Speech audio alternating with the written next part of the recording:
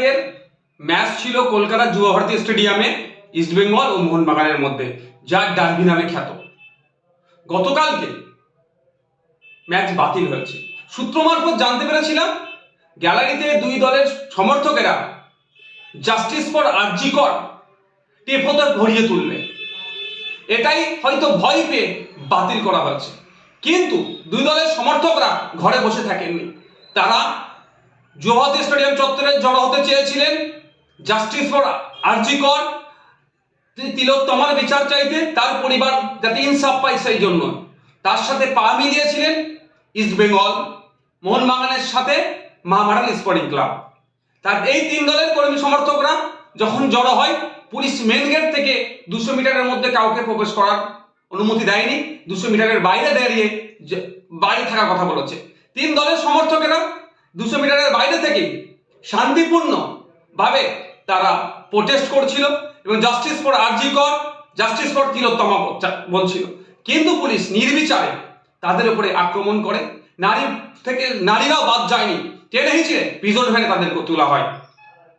আমাদের প্রশ্ন, যেখানে মুখ্যমন্ত্রী নিজে জাস্টিস ফর তিলোত্তমা বলছেন, খুনিদেরকে দোষীদের শাস্তি চাইছেন, ফাঁসি চাইছেন, এবার ডেডলাইন করে দিচ্ছেন, সেখানে ভিন্ন দলের সমর্থকেরা তারা যারা ভিন্ন মানুষেরা যারা তিলোত্তমার হয়ে আওয়াজ করছে, তাদেরকে পুলিশ দিয়ে এরকম ভাবে দমন পীড়ন করা হচ্ছে কেন?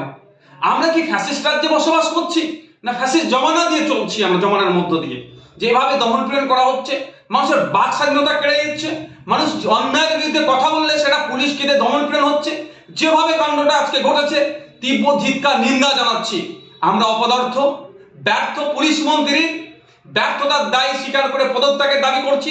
সাথে সাথে স্বাস্থ্যমন্ত্রীও এই দায়, এই যে ঘটনা আরজিকরে ঘটেছে, এটা নতুন ঘটনা নয়, বিগত দিনে এই ধরনের অনেক ঘটনা স্বাস্থ্য কেন্দ্রগুলোতে রিলেটেড ঘটছে, সম্পূর্ণরূপে ব্যর্থ হয়েছে।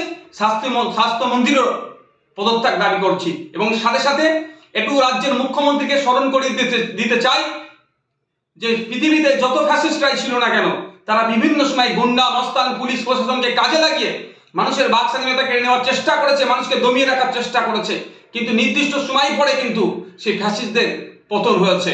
আমরা চাই না পশ্চিমবাংলার মানুষ এই ধরনের কোনো কিছু করুক। আর আমরা আশা করবো রাজ্য সরকারের কাছে, রাজ্য সরকারের প্রধান যিনি আছেন তার কাছে আশা করবো মানুষের বাক স্বাধীনতাতে কোনো রকম ভাবে না হস্তক্ষেপ হয়, সেটা আপনি ভালো করে দেখবেন।